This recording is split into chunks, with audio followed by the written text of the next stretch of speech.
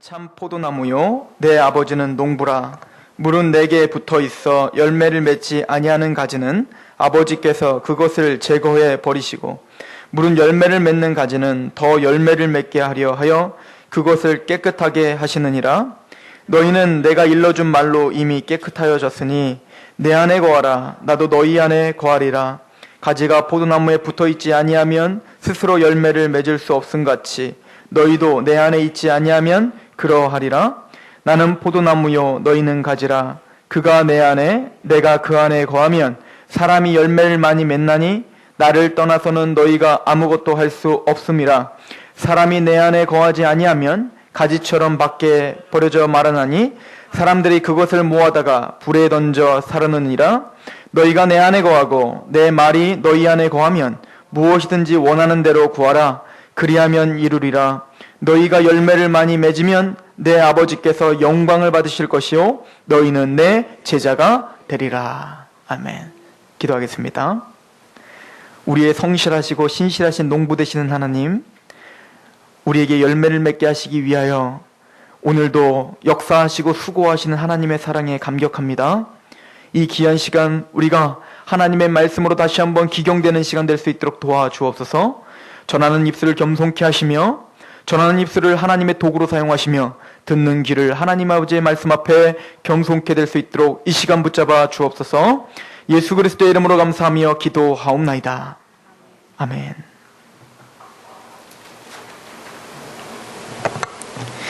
나는 포도나무요 내 아버지는 농부라. 또 나는 포도나무요 너희는 가지라 라고 이야기를 합니다. 여러분들은 예수 그리스도를 참 포도나무로 삼으셨습니까? 그 복음을 여러분들이 믿고 영접하셨습니까? 제가 참 창피한 일인데 대전에서 사역을 할 때 일입니다. 그때는 교회 전체가 기름 난로를 다 사용하고, 그리고 히타도 기름을 넣어야지 되는 히타를 사용했었어요. 그래서 전도사가 해야 될 일은 뭐냐면 아침마다 그 기름통을 들고 그 뒷뜰에 가면 기름을 쭉 빼가지고 꽉 채운 다음에 돌아다니면서 기름을 채우는 일부터 이제 시작을 하는 겁니다. 근데 이제 사택이 바로 옆에 있었기 때문에 기름이 콸콸콸콸 나오면 좋겠는데 조금씩 나오니까 거기서 기다리기가 너무 지겨운 겁니다. 그래서 제가 그것을 틀어놓고 집에 잠깐 들어갔다 오는 거야, 사택에. 그러다가 깜빡 잠이 드는 겁니다. 그럼 어떻게 되겠습니까? 온 천재 기름이 막 그 아까운 기름을 거의 반 통은 다 쏟아 부은 것 같아요. 그래서 막 신문지를 가져다가 거기 혹시 누가 담뱃불이라도 던지면은 큰일 나잖아요. 그 신문지로다가 막 또 밟고, 그래서 막 그걸 기름을 다 닦아내고, 그런 실수를 한 번만 한 게 아니라 몇 번을 했어요. 그런데 놀라운 일이 벌어졌습니다. 겨울이 지나고 봄이 됐습니다. 벚꽃이 한참 필 때가 됐는데, 우리 그 사택 앞에 벚꽃 새 나무가 쫙 심어졌는데 맨 끝에 있는 나무가 벚꽃이 열리질 않는 거예요. 그 목사님이 그거를 가만히 쳐다보시면서 이상해, 얘는 벚꽃이 안 나. 죽은 겁니다. 겨울 내에 기름을 먹고 죽은 거예요. 그때 얼마나 목사님한테 죄송하고 그 교회에 죄송하고 하나님 앞에 죄송하든지, 근데 좋은 원리 하나는 깨달았습니다. 제대로 된 영양분이 아닌 기름을 먹으면 나무는 죽는구나. 여러분, 영적인 것도 마찬가지예요. 똑같이 나무처럼 보이고 똑같은 우리는 싱싱해 보이는 가지처럼 보이지만 그 자양분이 무엇이냐에 따라서 그 영은 죽을 수 있고 살 수 있어요. 똑같은 교회를 다니고 똑같이 신앙생활 하는 것 같이 보이지만 경건의 모양은 있지만 그 안에 경건의 능력이 없다는 얘기는 그 안에 제대로 된 말씀과 제대로 된 복음이 자양분으로 끊임없이 공급되지 않으면 성도는 죽게 돼 있습니다. 마찬가지로 우리가 복음이 아닌 예수 그리스도를 우리가 제대로 영접하지 않으면 살아있는 것 같으나 죽어 있다는 계시록의 그 경고처럼 우리의 영은 죽어가고 있을 것입니다. 여러분들은 예수님의 복음을 정확하게 보고 믿고 여러분들은 끊임없는 하나님의 신령한 젖을 끊임없이 지금 공급을 받고 계십니까? 대답이 없네요. 여러분들은 그렇게 공급을 받고 계십니까? 그럼 얼굴이 달라져야 돼요. 벚꽃이 피는 것처럼 우리 얼굴색이 달라져야 됩니다. 그런 끊임없는 복음의 자양분과 말씀의 자양분을 갖고 있는 복음적인 교회의 성도들은 힘이 있습니다. 역동적입니다. 왜요? 살아있으니까요. 우리 성목교회의 모든 성도님들이 그런 살아있는 그런 나무가 되길 소망합니다. 오늘 말씀을 보십시오. 나는 참 포도나무다 이거예요. 제대로 된 영양분과 제대로 된 영적 생명력을 줄 수 있는 오직 유일한 참 포도나무는 예수 그리스도밖에 없다는 거예요. 우린 예수 그리스도께 접붙임을 당해야 살아요. 오늘 말씀을 보시면 만약에 너희가 그 가지가 잘라져서 밖에 버려지면 그 가지는 어떻게 됩니까? 말라서 비틀어져서 나중에 불에 던져 사른다 이렇게 말을 해요. 이걸 영적으로 풀면 지옥불에 던져진다는 겁니다. 예수님에게서 벗어난 사람들은, 예수님을 영접하지 못한 사람들은 아무리 백날 교회를 다니더라 할지라도 복음을 제대로 알지 못하는 사람들은 지옥불에 던져진다는 겁니다. 그래서 사도 바울이 고린도 교회에게 너희가 믿음에 있는가 스스로 시험하고 확증하라 그렇게 경고를 하고 또 경고를 하는 걸로 우리는 말씀을 통해서 보고 있습니다. 여러분, 예수 그리스도는 참 포도나무이십니다. 예수님을 영접하고 예수님 안에 거하고 예수님과 함께 있을 때 우리는 모든 것을 누릴 수 있는 사람이 돼요. 포도나무에 가지가 붙어있지 않으면 어떤 현상이 벌어질까요? 태양이 비칩니다. 비가 내립니다.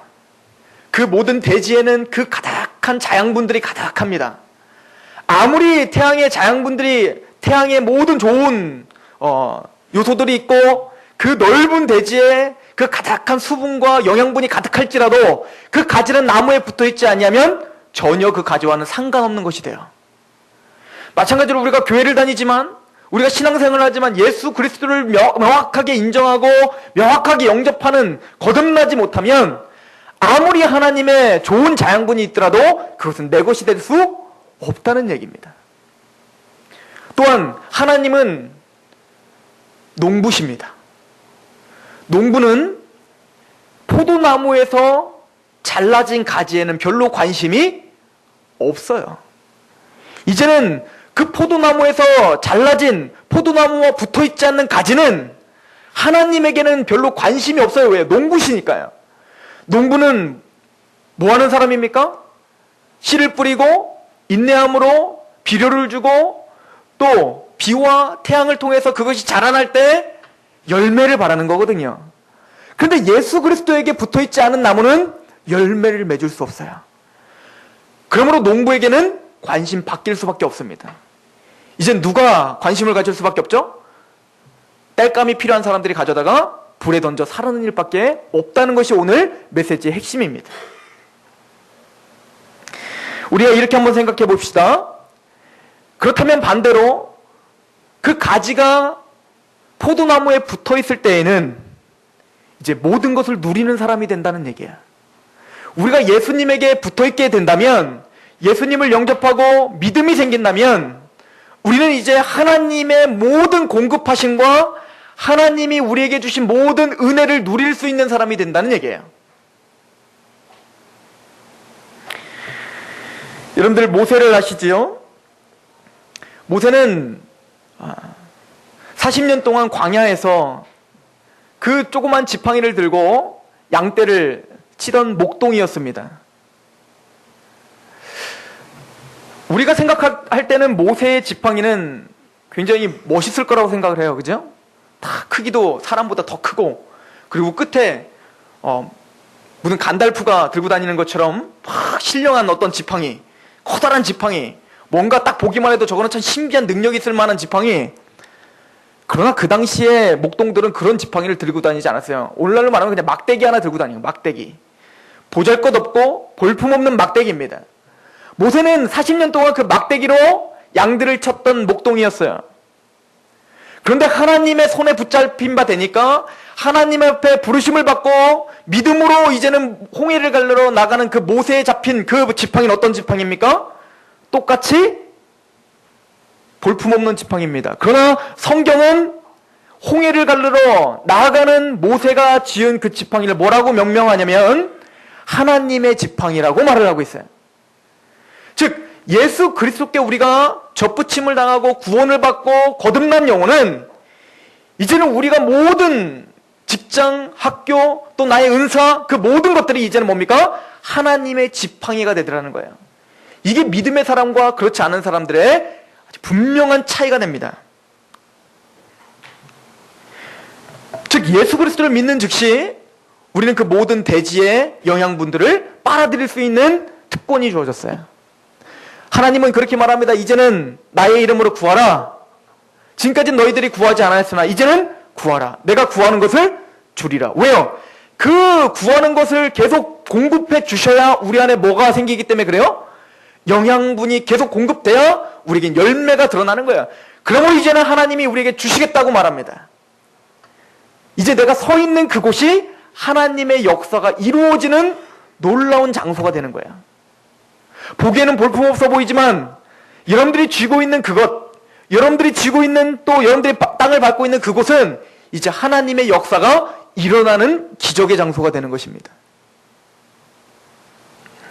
바울을 생각해 보십시오. 바울은 그 당시에 최고의 철학을 배운 자입니다. 그 당시에 바리새인으로서 최고의 율법을 배웠던 자입니다.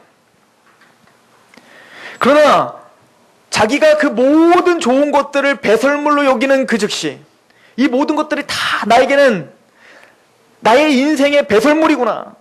나에게 진짜 필요한 것은 예수 그리스도구나. 예수 그리스도를 아는 지식이 가장 고상하구나. 즉 예수 그리스도께 접붙임을 당하는 그 순간 이제는 그 철학과 그 율법은 하나님의 크게 쓰임받는 도구가 되더라는 거예요.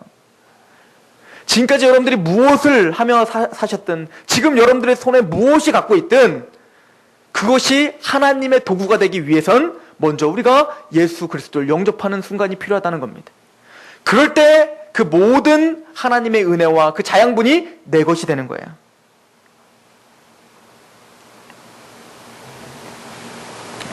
그리고 오늘 말씀을 보십시오. 요한복음 15장 1절에는 나는 참 포도나무요 내 아버지는 농부라고 이야기합니다. 오늘 설교의 제목은 성실하신 농부 하나님이에요. 하나님은 성실하신 농부라는 거예요. 하나님은 자지도 않고 쉬시지도 않아요. 시편 121편 4편에 보면 4절에 보면 이스라엘을 지키는 자는 졸지도 아니하시고 주무시지도 아니하시리로다. 우리를 열매 맺게 하시기 위해서 우리에게 농부로 계시는 하나님은 졸지도 않고 쉬지도 않으시면서 우리를 지금 관리하시고 우리를 보호하시고 우리를 양육하고 계시다는 얘기예요.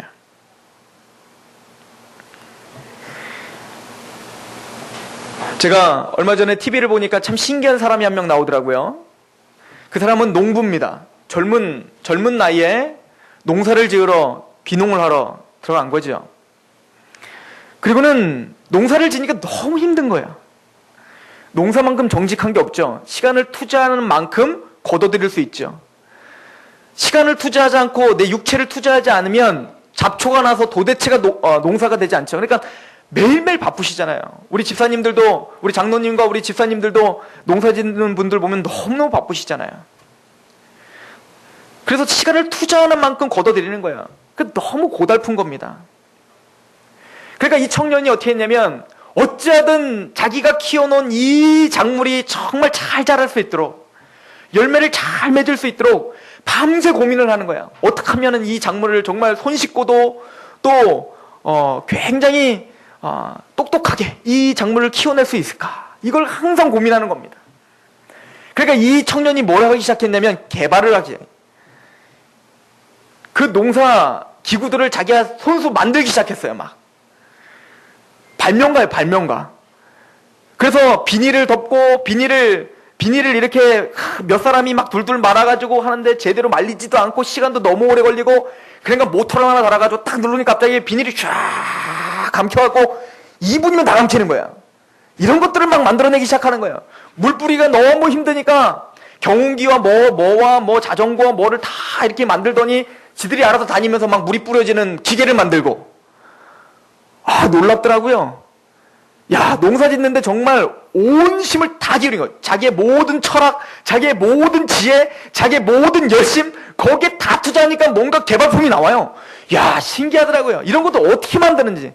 과학자가 따로 없어요. 그리고는 그거를 또 동네 사람들에게 막 나눠주는 거야. 어디 부르면 자기 작물뿐만 아니라 남의 작물들도 잘하는 것이 너무 기쁜 거예요. 막 도와주고. 야, 진짜 성실한 농부구나. 정말 성실한 농부구나. 근데 하나님이 우리를 향한 성실한 농부시라는 거야. 끊임없이 우리를 어떻게 하면 잘 자랄 수 있게 할까? 끊임없이 우리에게 어떤 기가 막힌 열매를 맺게 할까? 저는 그런 농사는 짓지 않았지만 자식 농사는 지금 짓고 있지 않습니까? 시작이잖아요. 그래서 자식 농사라고 하는구나. 자식을 위해서 끊임없이 좋은 것을 어떻게 하면 좋을까? 어떻게 하면 이 아이를 기쁘게 할까? 제가 어제 전주를 가는데 제 아내랑 저희 어머니랑 통화를 하는 내용을 가만히 들어봤어요. 굉장히 오래 통화하더라고요. 시간 가는 줄 몰랐어요. 왜냐면 통화하는 걸 계속 들었으니까. 근데 뭔 얘기를 하냐면 3분의 2 정도가 다 하준이 얘기예요. 하준이가 걸었네. 요즘 뛰려고 한다네. 뭐 책을 보고 막 알랄랄랄라 막 그러면서 방언을 하러 다닌다네. 뭐 하여튼 일거수일투족을 다 얘기하더라고요. 그게 뭐 재밌다고 그냥 그걸 많은데 우리 어머니 웃음소리가 들려요. 제 아내가 얘기하는데 신이 나서 얘기해요. 그리고는 우리 아들이 뭘 좋아할까? 우리 아들이 첫 번째 생일을 맞이했을 때, 돌을 맞이했을 때 어떻게 하면 우리 아들한테 뭘 해줄 수 있을까? 최소 비용으로 최대 효과를 내려면 어떻게 해야 될까? 그럼 뭐 어떤 선물을 해줘야 될까? 막 안전부전하고 계속 고민하고 가장 좋은 것을 주기 위해서 이 아이가 어떻게 하면 기뻐할 수 있을까? 이걸 위해서 계속 고민하고 있는 부모들처럼 저는 지금 리스트가 쫙 짜져 있어요. 이 아이가 몇 살쯤 되면은 글러브를 사주고, 이 아이가 몇 살쯤 되면은 어디 공원 가서 뭘 했으면 좋겠고, 뭐죠? 제가 예전에 생각할 때 이게 너무 기뻤는데 그 기쁨을 같이 누리고 싶은 거예요. 제 아들이랑. 이 마음이 하나님의 마음이라는 거예요. 이게 농부의 마음이라는 거예요. 하나님은 졸지도 않고 주무시지도 않아요. 저는 졸고 자요. 그런데도 끊임없이 자나깨나 내 자녀를 기쁘게 하기 위해서 무언가를 고민하고 있는 그 아비의 마음. 이게 바로 농부의 마음이라. 우리 시편 한번 볼까요? 시편 139편을 한번 보세요.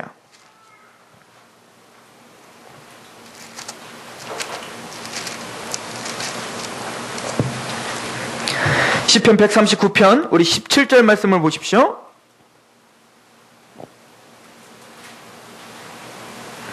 17절에서 18절입니다. 우리 같이 한번 봉독해 보도록 하겠습니다. 17절에서 18절 시작. 하나님이여 주의 생각이 내게 어찌 그리 보배로우신지요 그 수가 어찌 그리 많으신지요 내가 세려고 할지라도 그 수가 모래보다 많도소이다. 내가 깰 때에도 여전히 주와 함께 있나이다. 주님이 우리를 향한 그 생각이 어찌 그리 보배로운지요. 어떻게 하면은 내 자녀에게, 어떻게 하면 나의 백성에게 가장 귀한 걸 줄 수 있을까? 어떻게 하면은 내 자녀에게 가장 복되고 이 자녀가 기뻐하는 것이 무엇일까? 그걸 위해서 끊임없이 고뇌하고 고민하고 있는 것이 바로 하나님의 모습이라는 거야. 무엇을 주면 가장 좋을까? 그것을 위해서 항상 골몰하고 있는 거야. 밤새도록 비가 오면 그 작물이 잘 있을까? 홍수가 나면 그 작물이 잘 있을까? 비가 안 오면 그 작물에게 어떻게 하면 비를 내려줄 수 있을까? 끊임없이 고민하고 잠도 못 이루는 농부들처럼 이 하나님은 우리가 어떻게 하면 제대로 된 열매를 맺을 수 있을까? 가장 좋은 열매를 맺을 수 있을까? 골몰하고 있다. 우리 이 말씀을 세번역으로 한번 좀 찾아봐 주시겠어요? 세번역? 세번역에는 이렇게 써 있습니다. 우리 18절 말씀을 한번 보십시오. 시작. 내가 세려고 하면 모래보다 더 많습니다. 깨어나 보면 나는 여전히 주님과 함께 있습니다. 이게 무슨 얘기입니까? 내가 자다가 깨보면 누구와 함께 여전히 있어요? 주님과 함께 있습니다. 이 얘기는 자지도 않고 졸지도 않으시는 하나님께서 우리가 눈을 감을 때에도 우리를 계속 바라보시면서 우리를 위해서 지금 생각하시고 골몰하고 계신다는 거예요. 어찌하면 이 내 자녀가 가장 행복하고 가장 복된 길로 갈 수 있을까? 그것을 위해서 끊임없이 고민하시고 나는 아무 생각 없이 깼는데 여전히 나를 바라보시며 골몰하고 계시는 그분이 나와 함께 계시다. 우리 자녀가 아플 때 밤새도록 계속 그 아이의 병수발을 하고 이마에 물을 얹어주고 그래도 잠을 이루지 못하고 끊임없이 하다가 눈이 깨면 이 아이에게 무엇을 해줄까? 이 아이에게 무엇을 해주면 이 아이가 건강해질까라고 고민하는 부모처럼 하나님이 우리를 향해서 끊임없이 골몰하시고 우리를 위해서 자지도 않고 졸지도 않고 오늘도 성실한 농부처럼 일을 하고 계신다. 이것이 지금 성경의 기록입니다. 농사는 땀이 필요합니다. 인내와 기다림이 필요하고 외부 환경에 굉장히 많은 영향력을 받아요. 잡초와 병충해와 싸워야 됩니다. 우리를 키우시는데 하나님은 그런 여러 가지 제약들을 이겨내시면서 지금 키우고 계시는 거예요. 우리에게 복음을 심어주시고 그 복음을 심자마자 거룩한 그리스도의 열매들이 주렁주렁 달리길 바라지만 그렇게 쉽게 우리는 변화되지 않아요. 아이를 낳아놓으면 그 아이가 장성하여서 좀 인간구실을 했으면 좋겠는데 그러기 위해서는 몇십 년을 기다려야 돼요. 마찬가지로 하나님은 농부처럼 인내하시는 거예요. 우리 안에 복음의 씨앗을 심겨주시고 인내하시면서 지금도 우리를 계속 인도하고 계시는 겁니다.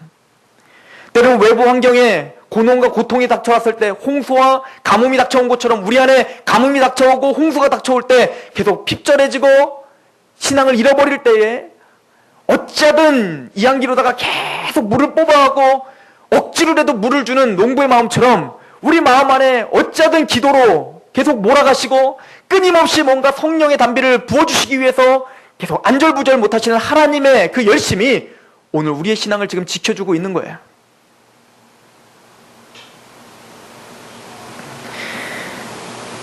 우리 교회는 그런 성실한 농부인 하나님을 닮아가는 교회입니다. 이게 우리의 모토가 돼야 돼요. 제가 예전에 있던 교회에서 뛰쳐나왔던 적이 한 번 있어요. 그 교회는 제가 어렸을 때부터 다녔던 교회입니다. 참 좋으신 분들이 많아요. 저는 고등학교 때까지 신앙이 별로 없었어요. 겉으로는 신앙이 좋은 척 했지만 저는 워낙 노는 걸 좋아했기 때문에 신앙이 완전히 아무것도 없었어요. 그러다 보니까 교사를 시켜놓으면 교사하다가 도망을 가고 그러니까 저는 걸림이지 제가 교회에 덕이 되지 않는단 말이야. 제가 신학교를 들어갔습니다. 아무도 저를 지원해주지 않습니다. 아무도 저를 후원해주지 않아요. 신학교를 갔다고 저에게 너는 앞으로 큰 목회자가 될 거야 그렇게 아무도 저에게 말해주지 않아요. 그리고 저렇게 방황의 길을 걸었습니다. 그러다가 제가 어느 한 선교단체에서 삶이 변화되기 시작했고 그리고 군대에 가서 복음을 듣고 이제는 만나는 사람들마다 복음을 전하는 사람이 됐습니다. 그리고는 제가 그 교회에 다시 복귀했어요. 그랬더니 몇 년 동안 없어진 다음에 제가 보이니까 어때요? 많이 변화됐거든요. 청년들이 저를 좋아합니다. 그리고 뭔가 일들이 일어납니다. 그랬더니 그때 저의 학자금을 지원해 주겠다는 거예요. 그런데 저는 그거를 내려놓고 나왔어요. 왜냐면 제 친구가 한 명 있었어요. 똑같은 저랑 같이 신학교를 갔는데 그 친구는 신학교에 적응을 못하고 끊임없이 계속 방탕한 생활을 하고 있었어요. 그런데 그 친구한테는 지원해주지 않고 나한테만 지원해주겠다는 겁니다. 우리는 그런 욕심이 있어요. 뭔가 밑바닥이고 뭔가 열매가 맺어지지 않는 사람들은 계속 멀리합니다. 왜요? 나에게 도움이 되지 않으니까요. 그리고는 뭔가 변화가 되고 나에게 도움이 되고 교회에 도움이 되면 그때서야 그 사람을 칭찬하고 그 사람에게 모든 것을 헌신하려고 합니다. 교회는 그런 곳이 아니에요. 만약에 교회가 그런 곳이었다면 우리가 하나님이 그런 분이었다면 우리는 구원받지도 못했습니다. 우리는 일찌감치 버림받은 사람이었어요. 하나님은 우리가 하나님을 대적하고 원수됐을 때 우리를 그때부터 사랑하신 거예요. 그 사랑을 깨달은 교회는 소비자가 아니에요. 제대로 된 먹음직한 열매를 따먹고자 하는 소비자가 아니라 그 열매를 만들어내는 농부가 돼야 돼요. 이게 하나님의 마음입니다. 이게 하나님의 마음과 하나님의 뜻에 맞는 교회입니다. 그렇다면 우리 교회가 해야 될 일은 제대로 신앙 성장한 사람들을 기다리는 것이 아니라 신앙이 없는 사람들이 이곳에서 신앙이 성장하기를 기다려야 돼요. 하나님 그것을 바라십니다. 우리가 농부가 되길 바라는 거예요. 하나님처럼 우리도 그리스도를 닮아 농부가 되길 바라시는 거예요. 그냥 따먹기를 바라는 게 아니라 힘들어도 정말 믿음이 없는 사람들이 와서 끊임없이 전화해주고 끊임없이 기도해주고 끊임없이 그를 위해서 계속 자양분을 공급해주고 또 도망가면 또 잡아서 또 해주고 그러면서 그 사람이 변화되고 또 변화돼서 그 사람이 자기와 같이 넘어진 자를 또 세워주는 곳, 이것이 교회가 되어야 됩니다. 하나님은 우리를 그렇게 키우신 겁니다.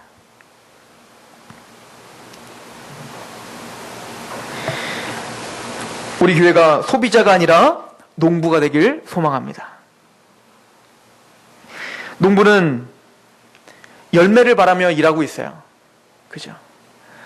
우리 방집사님께서 그렇게 끊임없이 농사일을 짓는 것은 뭐죠? 열매 때문에 그러는 거죠. 열매 때문에.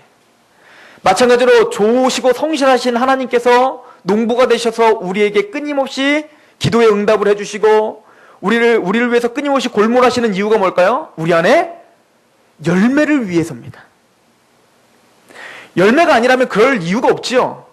하나님 우리에게 열매를 맺게 하기 위해서 농부이신 하나님은 우리에게 끊임없이 자양분을 베풀어 주시는 겁니다. 우리 오늘 말씀을 한번 보십시오. 요한복음 15장을 한번 보세요.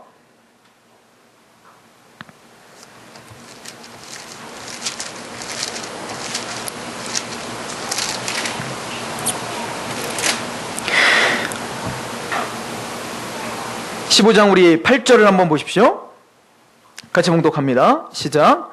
너희가 열매를 많이 맺으면 내 아버지께서 영광을 받으실 것이요 너희는 내 제자가 되리라. 너희가 열매를 많이 맺으면 내 아버지께서 영광을 받으신다.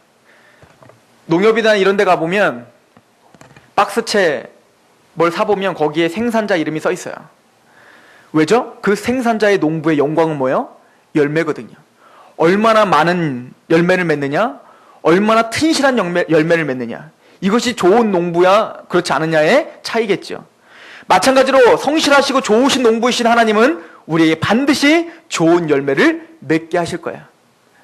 하나님의 영광, 우리가 열매를 많이 맺으면 맺을수록 하나님이 영광을 받는 거예요. 그러면 우리의 삶의 목표는 예배라고 말합니다. 먹든지 마시든지 무엇을 하든지 하나님의 영광을 위해서 살아가는 거래요. 그렇다면 우리가 하나님이 영광을 받으시고 하나님이 기쁨을 받으시게 하기 위해서는 우리 안에 뭐가 나타나야 돼요? 열매가 나타나야 하나님께 영광이 되고 제자가 된다라고 말을 하고 있습니다.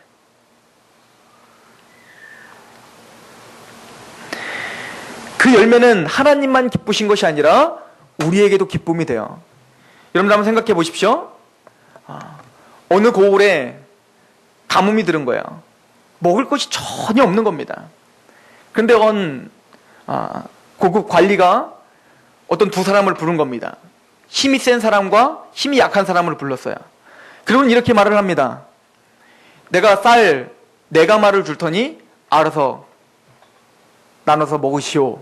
근데 힘센 사람이 4가마니를 다 자기가 갖겠다고 막 윽박을 지릅니다. 그럼 힘이 약한 사람은 그거에 대한 뺏을 힘이 없으니까 그냥 아무 말도 못하지요. 그럴 때 그 힘센 사람이 나는 4가마를 다 못 들고 가니까 내가 2가마 들는 거야. 너는 2가마만 들어다 줘.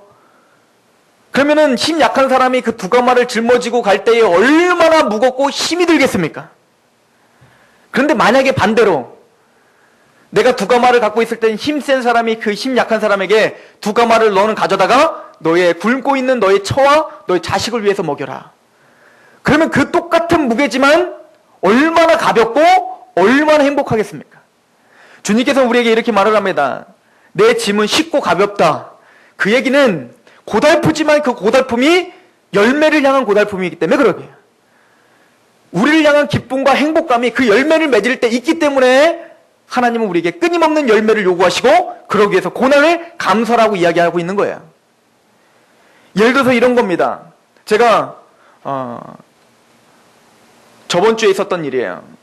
국수를 먹었는데 국수를 먹고 계산을 하려다 보니까 제가 사리를 하나를 시켰어요.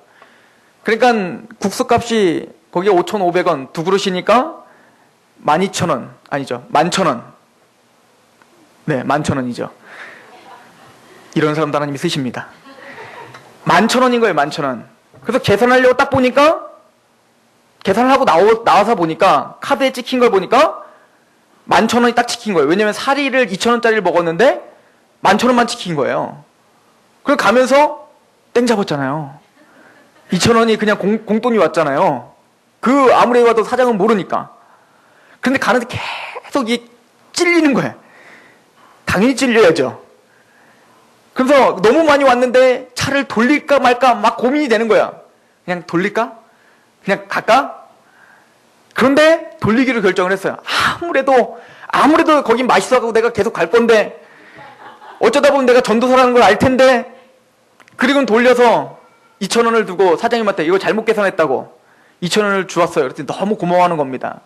그리고 문을 딱 닫고 차를 딱 타는데 그 기쁨이, 와, 너무 기쁜 거야.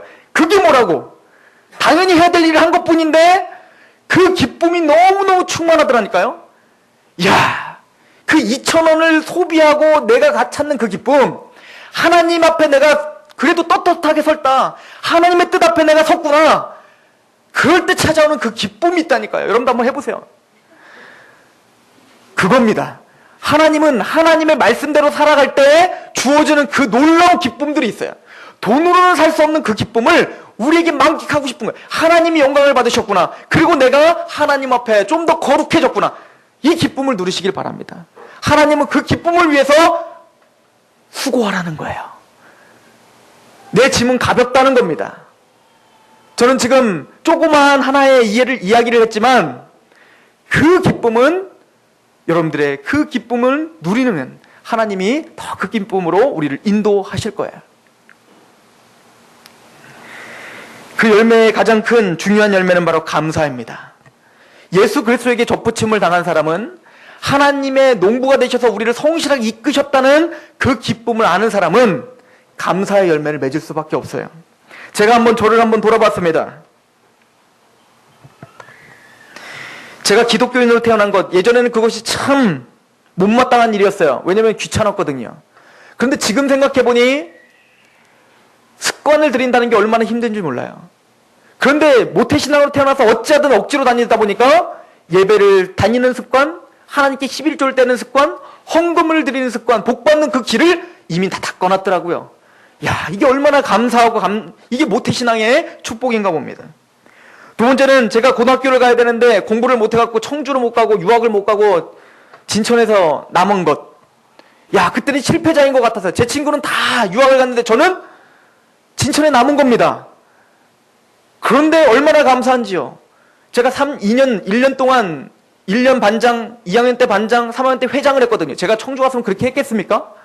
그러면서 저는 리더십이 저 안에 생겼어요. 사람들을 이끌어가는 리더십이 거기서 생겼단 말이에요. 실패인 것 같지만 거기서 하나님이 또 뭔가 나를 빚어가지고 계시더라고요. 제가 연애를 엄청 실패했습니다. 상처를 엄청 받았단 말이에요. 중학교 때부터 계속 그렇게 실패해요. 나를 좋아하는 사람은 내가 싫고, 내가 좋아하는 사람은 나를 싫고, 계속 실패하는 거예요. 그런데 지금 돌아보면 너무 감사한 겁니다. 지금 아내가 얼마나 저에게 딱 맞는지요. 저에게 얼마나 큰 축복인지. 그리고 하준이를 볼 때, 오, 큰일 날 뻔했다네. 이런 귀한 아들이 어떻게 나옵니까? 제가 보기엔 이렇게 잘생기고 이렇게 똑똑한 아들이 어디서 나온단 말입니까? 재한이랑 결혼했으니까 나오죠. 그러니까 감사한 거예요. 또 제가 군대에 갔을 때, 군대에 가서 최전방 가기 싫어가지고 그렇게 노력을 했는데 하나님은 끝까지 최전방으로 보내셔서 저를 고생시키는 겁니다. 근데 거기서 복음을 만났어요. 기가 막히지 않습니까? 어떻게 나의 지혜로 그렇게 할 수 있냔 말이에요. 제가 대전에서 사역을 합니다. 대전에 사역하는데 그 목사님이 저를 얼마나 시기하고 저를 얼마나 미워하는지요. 1년 동안 얼마나 힘나는지 몰라요. 그래서 제가 스스로 사표를 냈어요. 그런데 그게 얼마나 감사. 그때는 모든 것이 다 끝난 것 같아요. 난 사역자로 부름을 받지 못했나 보다. 그런데 그것 때문에 제가 그 사역을 그만두고 진용식 목사님 만났잖아요. 그리고 상록교회에서 사역을 한 거 아닙니까? 기쁘게, 5년 동안 얼마나 기쁘게 제가 사역을 했습니까? 감사지요. 그때는 실패인 것 같지만 하나님은 저를 인도하시는 방법이 있었더라고요. 제가 암에 걸렸어요. 와, 하늘이 무너지지요. 건강한 사람이 어떻게 암에 걸립니까? 그런데 그것 때문에 하나님 기가 막힌 방법으로 저를 낮추시고 또 겸손케 하시고 서산까지 보내주잖아요. 여러분들 감사하셔야 돼요. 암에 안 걸렸으면 저 여기 안 옵니다. 하나님의 역사는 어떻게 역사실지 몰라요. 그때는 실패인 것 같아요. 농부는 그 농사일을 할 때에 그 가지로 한번 생각해 보세요. 그 쓰고 그렇게 쓴 막 농약을 뿌리는 거예요. 미치겠지요. 그런데 그 농약이 그 가지에게는 얼마나 복이 됩니까? 또 냄새가 나고 그 썩어 있는 거름을 막 냈다 붓는 겁니다. 얼마나 화가 나요. 그런데 그 거름이 밑바탕이 돼서 힘있게 자라가게 됩니다. 야, 그래서 하나님은 우리의 농부시구나. 저의 인생을 돌아볼 때에 감사하지 않을 만한 것이 없는 거예요. 그 순간은 걸은 것 같고 그 순간은 농약 것 같지만 하나님 그 순간순간도 나의 자양분으로 삼아주셔서 나를 만들어가고 계시는 거예요. 그래서 앞으로도 기대가 되는 거 아닙니까? 내가 지금 힘들어도 기대가 되는 거 아닙니까? 이걸 통해서 하나님 또 어떤 걸음으로 쓰시려고. 이것이 예수 그리스도에게 접붙임을 당한 자들의 특권이에요. 하나님 나를 인도하시는구나. 하나님이 나를 축복하시는구나. 병이 들으셨습니까?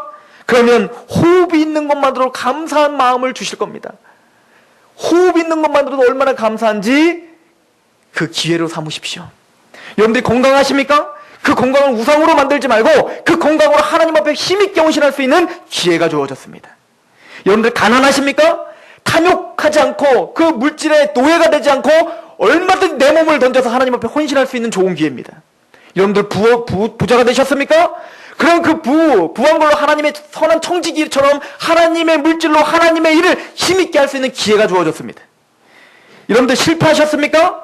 내 뜻대로 되지 않고 이제는 하나님의 뜻대로 하나님의 놀라운 계획이 시작되는 기회가 주어졌습니다. 여러분들 성공하셨습니까? 그 성공으로 교만을 친구 삼지 않고 하나님 앞에 영광이 되는 간증을 하는 놀라운 기회가 주어졌습니다. 여러분들 젊으십니까? 이제는 그 젊음을 뭐든지 도전할 수 있는 그 힘과 패기가 있습니다. 젊음은 좀 실수해도 용서가 되는 나이가 돼요. 여러분들 나이가 많으십니까? 이제는 여러분들이 살아온 세월을 통해서 그 연륜을 통해서 많은 젊은이들을 일으켜 세울 수 있는 좋은 기회가 주어졌습니다. 감사하지 못할 게 어디 있습니까? 예수 그리스도께 접붙임을 당한 사람은 오늘 우리의 삶을 그 의미를 파악할 수 있는 사람들이야. 여러분들 그런 능력 있고 세상이 감당치 못하는 그런 성도들이 되길 소망합니다. 모세를 보십시오. 기가 막히지 않습니까? 아, 어떻게 그 절묘한 타이밍에 공주가 탁 있는 그 절묘한 타이밍에 미리암이 갈대 상자를 만들어서 물에 딱 띄울 생각을 했을까요? 그리고 어떻게 그 갈대 상자를 공주가 발견했는데 그 유대인, 아무것도 없는 유대인이 막 공주에게 달려들 때 아니 경비원이 하나도 없이 막지를 않고 어떻게 경비원 없이 거기에 미리암이 딱 얘기를 할 수 있을까요? 또 어떻게 미리암이 모유를 줄 수 있는 한 사람을 좀 데려올까요? 히브리 사람 데려올까요? 그리고 어떻게 또 자기 모세의 엄마를 또 데려다가 돈을 받아가면서 자기 아들을 죽임을 당해야 되는데 죽지 않고 거기서 어떻게 모유를 주는 그런 놀라운 역사에는 하나님의 일거수일투족이 다 기적 아닙니까? 그 삶이 기적인 거예요. 순간순간이 기적인 거예요.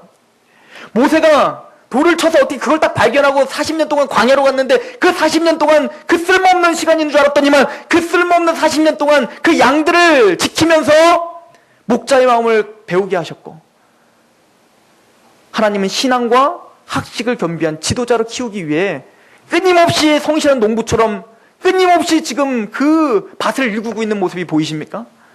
오늘 우리의 모습도 그 선하시고 좋으신 농부가 오늘 여러분들의 삶을 인도하시고 기경하고 계십니다. 놀라지 마십시오. 두려워하지 마십시오. 그분이 우리와 함께 있습니다. 기도하겠습니다. 하나님, 우리의 성실하시고 신실하신 농부가 되시는 하나님 너무나 감사합니다. 우리의 열매를 통하여서 하나님이 영광 받으시기 위해 우리를 제자다운 제자로 만드시기 위해 오늘도 끊임없이 우리에게 자양분을 베푸시는 하나님, 우리의 삶에 믿음을 허락하여 주셔서 하나님이 행하시는 그 일들을 바라보게 하여 주시옵소서. 우리의 마음이 하나님 앞에 집중하고 그 하나님이 행하신 일들을 뒤를 돌아보며 감사할 수 있는 열매들이 나타날 수 있도록 인도하여 주시옵소서. 성실하신 하나님 아버지 앞에 우리의 삶을 드리오며 예수 그리스도의 이름으로 감사하며 기도하옵나이다. 아멘.